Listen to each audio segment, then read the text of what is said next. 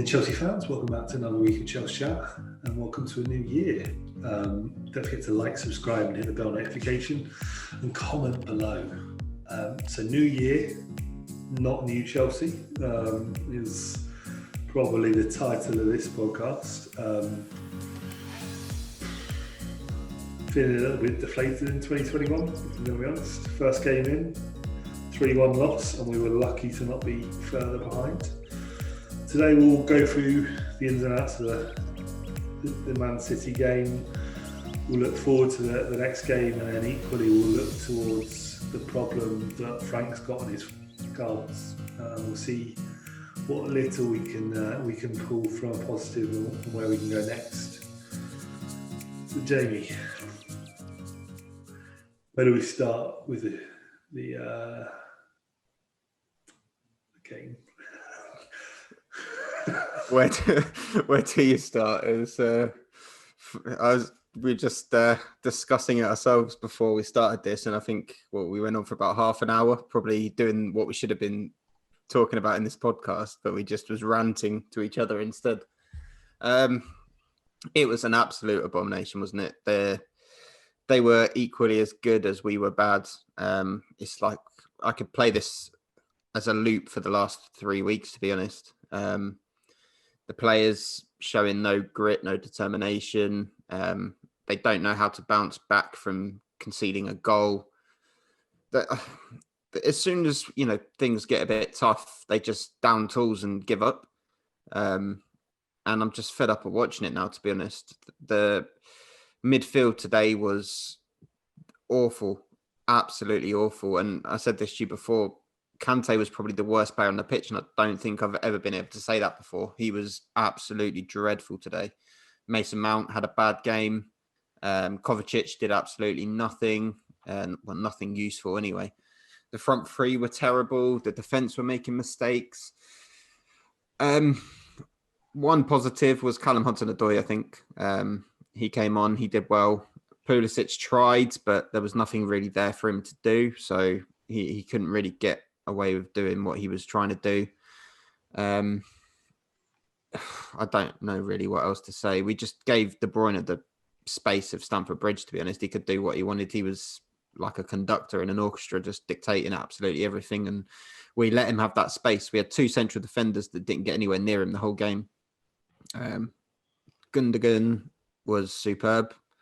Again, it's not like he had any kind of challenge today. He was just given the space to do what he wanted. Phil Foden had the space to do anything he wanted, and he played well. We might as well have just not bothered. We could have played our academy team and probably had the same result. If not better. If not better, yeah. It was truly, truly dreadful to watch.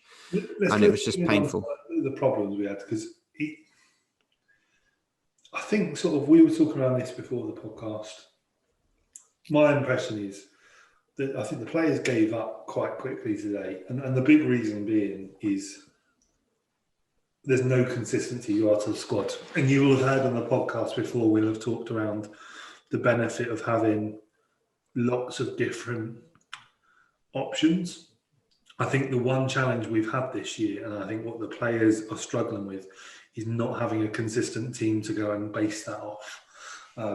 I couldn't name you the starting midfield and attacking that we've had for the last 5 games, because they've changed so often.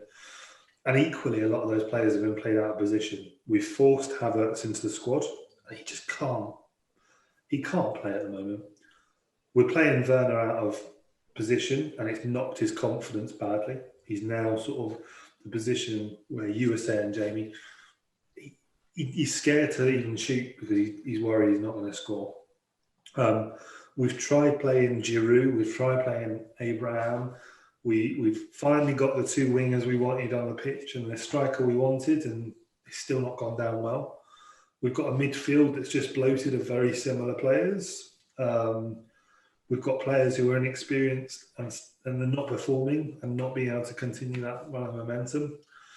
And defensively, if we lose one of our wing backs, we just fall off the wagon, because they're at the moment our attacking threat.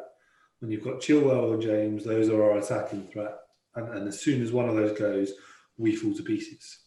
Defensively, we're still not good enough. We've known that from the start, but Thiago Silva's pulled in a few good performances. Today, they weren't good enough. And I think what we're also finding out is Mendy is not, he's not a world-class keeper. He's not a keeper that you come in and could replace with an Oblak, or you could replace with an Edison, an Allison, because he's just better than what was there before. He was better than what Kepa could do. Kepa couldn't catch anything. Mendy can do what a keeper should be doing any position in the league, but not if you're challenging for the top spot, not if you've got a struggle in defence. I think he's I'm hoping he was kind of brought in as a short-term fix almost, because I'm watching stuff now, and like I think back to my reaction to like some of the saves he's made or something, and I'm thinking I watch him make a simple save and I think, wow, what an absolute worldie of a save. And the only reason I feel like that is because Kepa couldn't save anything. So it just feels like we have the best keeper in the league, but actually we just have an okay keeper that can actually make a save. Like today he didn't. I don't think you can blame him for any of the goals, but he always feels a little bit risky every time he's got the ball at his feet. You always feel like he could just pass it straight to an opposition player, and that's what concerns me. But I mean, I said this in the summer. I've probably said it at points last year. Just give me a keeper that can make a save first and foremost. That's what we needed for this year. Just someone that can stop the ball going in the net on occasion at least. Whereas, Kepa was just like having a ghost there. It was pointless. So, I mean, we got what we wanted. He's not great with his feet, I don't think, but, Don't get me wrong, I don't want to knock him because, as you say, I don't think he's the cause of everything that went wrong today. But I completely agree with your point. He feels like a second choice keeper that we've brought in as a temporary piece who will move in to sort of take over from Willie Calabero, not as a first choice keeper in the league. And I think sort of we'll touch on some transfer news or potential transfer targets a bit later in the podcast, but there are some potential good ones that are coming down the line that I'd really like to sort of bring in. But it still feels like a squad in development. It's not a finished article. My frustration, I think I'll probably echo a frustration of a lot of fans, he's not. Lampard talks around his ethos. I can't see it at the moment. Like I could see Guardiola's, I could see Klopp's, and I could see the piece of the jigsaw that they were missing, and the clubs gave them time. I can't see that quite for Lampard yet, and that might be my naivety. But equally, he's got a lot of players. You can't quite work out where to put them. I think for me, the big one for me is Havertz. Big money signing, absolutely incredible talent, has got low confidence and low ability to go and play at the moment in this position. Yet he still demands in play above a number of players or plays him out of position. And it just doesn't work. And it frustrates the fans because you're going, I know he's going to turn up and have a ball game today. I think I could name Werner, I could name Havertz, I could name a number of positions on the pitch. And do you know what the best players who are coming out at the moment? Players like Hudson-Odoi who are actually battling to get onto the sort of the team sheet. Comes on, does his job. There seems to be a lack of passion around what Lampard's doing. I think there's a massive amount of frustration in Chelsea fans because we called it. We called it before the Christmas period. We know that this is a point in which we struggle with every year. I think it's been compounded by the fact that Arsenal, Man United have already had this slump. We have gone through this slump at the exact point we knew it was going to happen, at the exact point that those other clubs have come out of their slumps. So it looks even worse. If this was happening a couple of weeks ago when Arsenal were relegation battle, I think there'd be noise. We wouldn't be feeling this sort of disheartened. But at the moment, he's proper sort of digging the dagger in that Arsenal are now sort of 3 points within us. when you had sort of Arsenal fan TV a couple of weeks ago calling for Arteta's head. I think to touch on a couple of your points, the first one being, like the Werner and the Havertz struggles.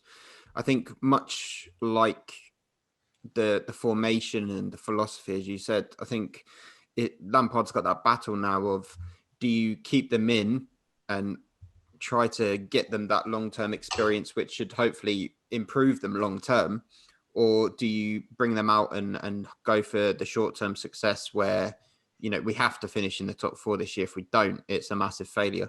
So, and his neck is the one that's going to be on the line. So he's got to juggle whether to try and get his philosophy, whatever that may be, implemented in the same way that he needs to juggle whether he wants to have those players in that first team and get them up to speed, or does he want to just go for the short-term wins to make sure we get in the top 4? And that's something he's really going to have to make a big decision on in the coming weeks.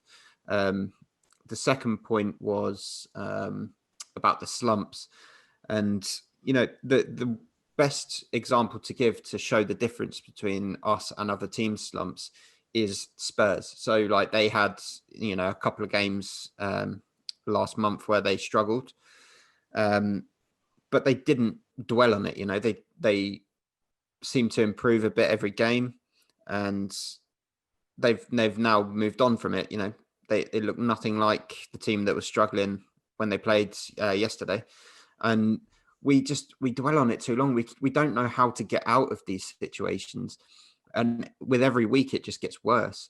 But I said this at the time, the West Ham performance just made us look a lot better than we were. That scoreline was really flattering. We were not great that day.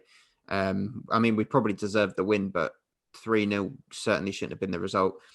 Villa last week was a little bit better, but we didn't get the result, which affects the confidence of the players again, and it just comes back to this.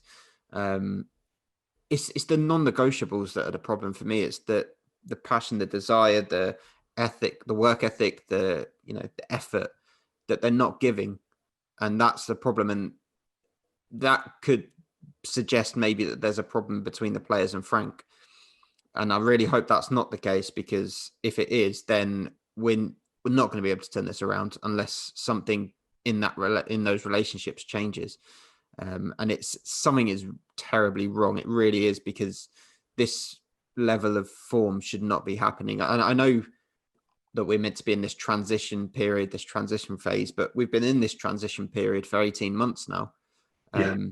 And it doesn't look like anything's really changed. We're still that young developing team that we were 18 months ago who lost 4-0 to Man United. We're not at the level that we should be at this point in time of this transition. And you can trust in the process. And, I'm not a Lampard out supporter. I'm not going to ever be saying let's sack Frank Lampard no matter how bad it gets, but something needs to be done, something needs to be changed, and he needs to figure out how to get this team playing, and he needs to do it quickly, because the Chelsea board do not mess about when it comes to this kind of thing. They are ruthless. Marina, Roman, whoever it is that's got their finger over that button, it is very much touch and go at the moment. And I think he's very, very lucky that our next 2 games are Morecambe and Fulham, because I'm just looking at our run at the moment. So by no means easy, but it's a run of games that I think is going to put even more scrutiny on him if he doesn't get the results. Yeah. So if you look at our January fixtures, Morecambe in the 3rd round at home, which, to be honest, for me, is one of those ones that you start to get a confidence booster for some of those players who are struggling. That's one of those games where you should be able to rest your players, but at the moment, I wouldn't. I genuinely wouldn't give the players a rest. We've not got a game midweek, so let's just play them, give them that confidence boost, and then you've got Fulham the following midweek, which then they need to play again. And I'm sorry, but you watch Aston Villa, they had the same squad basically play 3 games in a row in the space of a week, and they played well in all of them. Even though they lost against United, they played very well in that game. They were very much in that game. Why can't our players do that? against Morecambe and Fulham, two teams we should on paper be able to beat quite comfortably, which in all honesty, I'm not confident in at all. Like, you play our strong 11, I'm not even confident that we're going to beat Morecambe at the moment, the way we're going. If we go 1-0 down, we'll lose that game. Like, it's horrendous. And I think sort of, you look at our run of games, so Morecambe in the third round on the 10th, 15th, we've got Fulham, the 8 o'clock kickoff on Friday. We've then got Leicester City, which is going to be a difficult game. That's going to be a big test. We then got Wolves again, which was a frustrating game. And that was probably the start of our poor run. And then we've got Burnley at home, who can equally frustrate us. So we need that Wolves game. That will be that point. The Wolves game. So after he's played Leicester and Wolves, if we don't get good results in those two games, I think you might see him get the chop, because the Fulham and the if you don't beat Fulham, it'll be the same thing. But you should comfortably get a win in that game. But yeah, you come up to against Leicester and Wolves. They are two very good teams, but again, on paper, they're teams that we should be able to beat, and they're the kind of teams that you need to be beating if you want to finish in the top 4. completely. But they can be close games. You don't particularly have to play very well in those games, but you have to get a result in those games. And I really think if we get to that Wolves game and we're still not even flying a little bit, then I think you might see Frank in some real trouble. I think so. And I think personally, it's just, I'm trying not to detract, because I often get built up in the hype of the Premier League. And at the moment, it's even worse because it's there's such a tight fixture list. But I do look at probably 2-3 weeks ago when we were doing this podcast, and we were on top of the world, cloud 9. Look how well we're doing. We're challenging for the top. There's not a massive amount between us and sort of the top 4. And equally, no one's playing well at the moment. That's the only thing that's got sort of a good grace. You've not got someone who, like, Liverpool is still slipping. City have only just got out of their own sort of troubles. United are on their way up. Arsenal had a good run of results, but are still by no means in a good place. Everton are up and down. It gives me a little bit of confidence. I don't think it's all doom and gloom around this. I think we've got a good squad. Lampard needs to do something. And as you say, I don't know if it's fatigue. I don't know if it's the players that are falling out, not agreeing with his style. My question, one of the things that would be interesting to see is if Lampard had been a manager who was seasoned, like an Ancelotti or a Mourinho, would he have got this much scrutiny? And I don't think that's the case. I think you look at Arteta, you look at Ole Gunnar Solskjaer, and you look at Lampard, they get the biggest amount of pressure from the press based on the fact that they are inexperienced managers. But you look at the exact same from Ancelotti, who's had an up and down season. People buy into the fact that because he's had success before, he's going to be successful again. I think it actually buys you more time, though, because I mean, if we had someone else in charge who was like an Ancelotti or an Allegri or a Pochettino, I think that performance today would have been the end for any other manager, and I think I probably would have backed that as well. If it was anyone else other than Frank Lampard, I would have been calling for a manager's head right now. And the only thing that makes me want him to stay is the fact that it is Frank Lampard at the moment. Like, the way I feel after that game, after the Arsenal game especially, is the fact that it is Frank. And to win something with him as manager would feel a lot more special than it did with any of the others. If to watch him lift an FA Cup as Chelsea manager, to watch him lift a Premier League as Chelsea manager, they are the moments that you watch football for. One of your heroes coming back as a manager and doing well. It's like a dream. And if that can happen, that faint chance of it happening, it would make it so much more special than if we sack Lampard now, bring in someone like Allegri, and then go on to win the league in a couple of years' time. I would rather wait and hope it happens with Lampard personally. Yeah, I completely agree. It's one of those ones where I'm bought in around him. I mean, especially of probably sort of fans from our era. He's that he's that player that I grew up. He was the poster on the wall. He was the name on the back of the shirt. So he's won my childhood. He earns a lot of respect from that perspective. He just is. Do you know what? He had an amazing season last season. Let's not forget that. I think, to be honest, having that money in his pocket was probably the worst thing for him Yeah. because it adds so much extra weight to what you're trying to do. Um, you look at Ole Gunnar Solskjaer; he's not really any signing he's pulled out of the bag has had scrutiny as well. Van der Beek, you sort of go, he's not really done anything with that player, but Van der Beek's probably very much in the same boat as Havertz. Everyone is gunning for Chelsea this season because of the amount of money we spent. Yeah. And I think a lot of people would be happy for us to lose or not do well this season. I think that's probably true of many seasons because not many people like the fact that we were the first person people to come in with money and be successful. But you've got something there. You can't come in with your first season after only doing one season with Derby in the Championship with no money, a squad that was in redevelopment, and turn around the top four position. Albeit he had his struggles, he earned my respect in the first season as a manager, not only as a player. And now we've got a second season that he's now getting into his first bump. And equally, it's a great test as a manager. As a manager, you're always going to have these periods. Mourinho's had them, Ferguson's had them.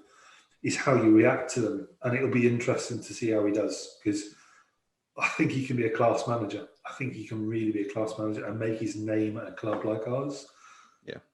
I just worry around his inability to get these players in a coherent form. It always seems to be a struggle for us.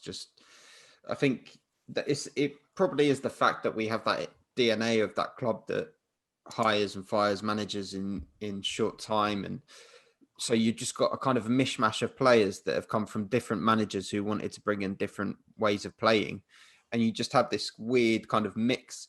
But this time it should be different because you look at the players really. How many of them are not Lampard players now? So, I mean, all of the academy guys, you have to say are kind of Lampard's players. He brought them in to the first team. He chose them to be part of the first team. You look at Pulisic, okay, yeah, he was signed beforehand, but, you know, you hear how Lampard speaks about him. He's probably one of his favourite players that we've got. Kovacic, again, Lampard chose to sign him permanently when he came in. Azpilicueta is one that's left over, and that's pretty. Oh, and Zuma, but again, Lampard chose to bring him back. He was out on loan, probably could have been sold, but he chose to bring him back in. So really, there's not out of the starters. You don't really have anyone that isn't a Lampard player. So he's chosen this squad. It's not like he hasn't had the opportunity to do it. It should be working. It should be, at least we should be able to see where it's going. And at the moment, I can't. And as you said, you can't either. And I don't think anyone can. And it's far too late in the day for us to be kind of still wondering what he's trying to get out of these players, what kind of style of play he wants. It's obviously, you know, he wants us to be a possession-based team who plays well with the ball and finds the spaces. But you can't go into a game against Man City and try and out-possession them. Like, they're far too good for us to better them, to go a man for man and try to match up to what they want to do. They're far further in their process than we are. We can't do that. We have to play in a different way. We haven't got the squad to do that. I mean, No. don't get me wrong, you're going to hear a lot of other fans listen to something like this and go, how have you not got the squad with the amount you spent? But you look at our defensive at our sort of back two, you've got Zuma, who is really immature. He's still learning the ropes, and you've got Thiago Silva on the last sort of point of his career. That's not going to be they're not that partnership that we need. We need a Van Dijk, as we said at the beginning of the season, we need a Van Dijk-esque style player to come in take control of that defence.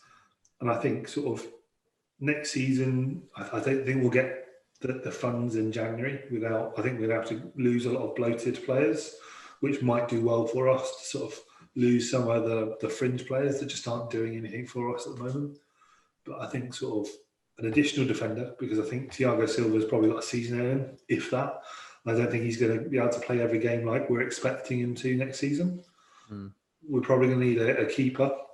And on that point, there's a great article that potentially we're going for Demira for AC Milan, potential free transfer. I always get worried around free transfers because it's always seemingly a tactic by the agent to sort of talk around them leaving, and they never actually do.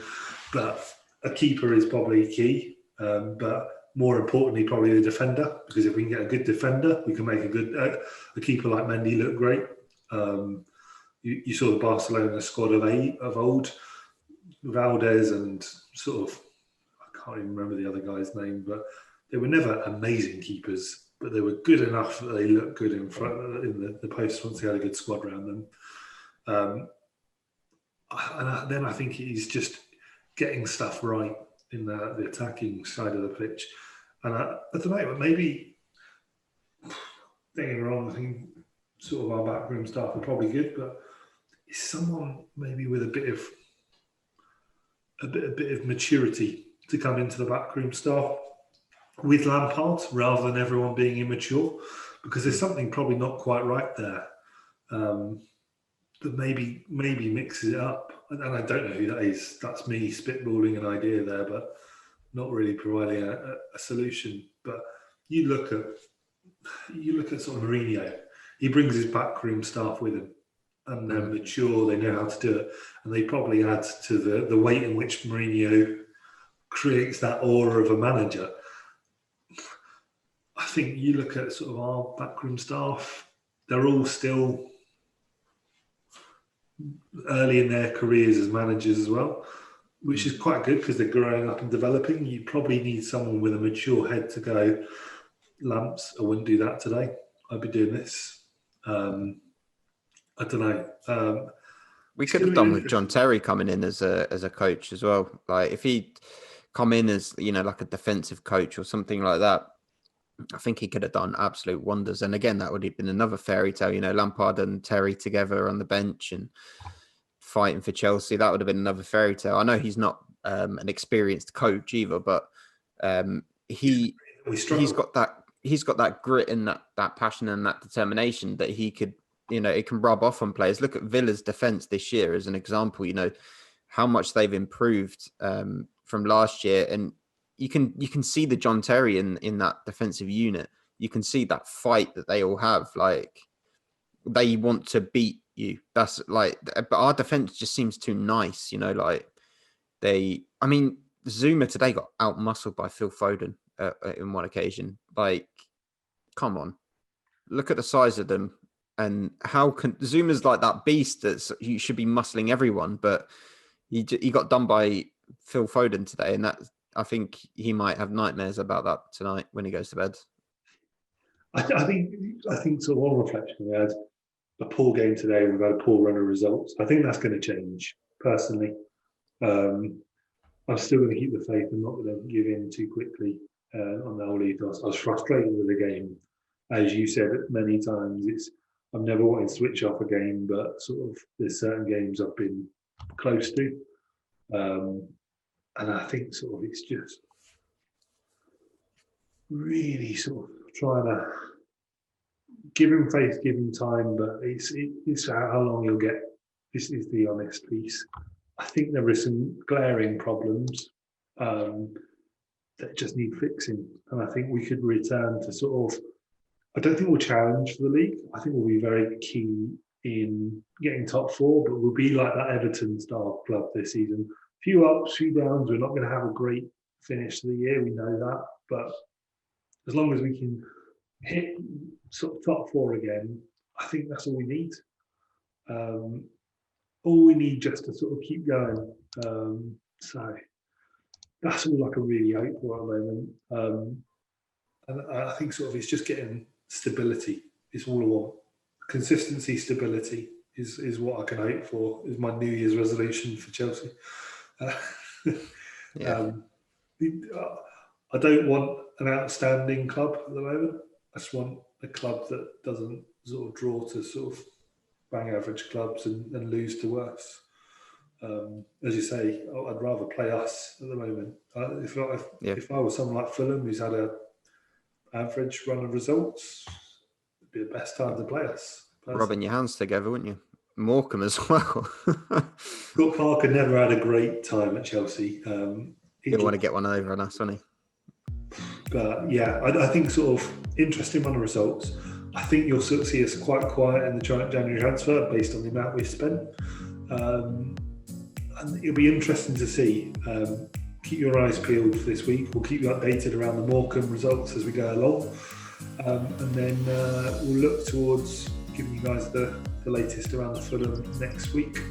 And look forward to sort of catching up around that. But don't forget to like, subscribe, and hit the bell notification. Comment below. We'd love to hear your thoughts around where Chelsea's going right, where they're going wrong, and whether you think Lampard will stay in his post. And you stay classy, Chelsea fans.